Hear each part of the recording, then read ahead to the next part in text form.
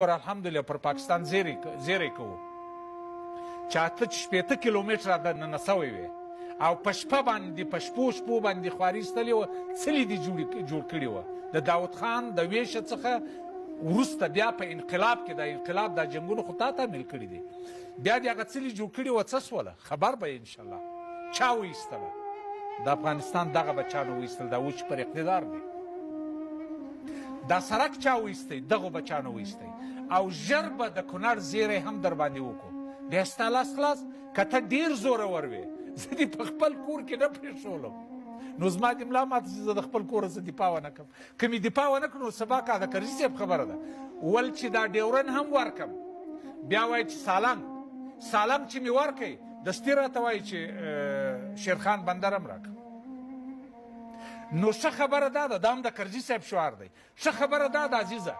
بیرته هغه خپل غلام ته هغه خپل بادار ته ووایه ته چې غلام یې تا ته چې دا حکومت او دا وطن درته جوړ کړی ما خو مایده که زما وه یا که یو قرارداد د څو کالو دپاره و زما مشرانو د افغانستان کړی هغه یې د برطانوي هند سره کړی و ته بیا څوک یې نو ما ته هغه زما دروازه چې اټک دی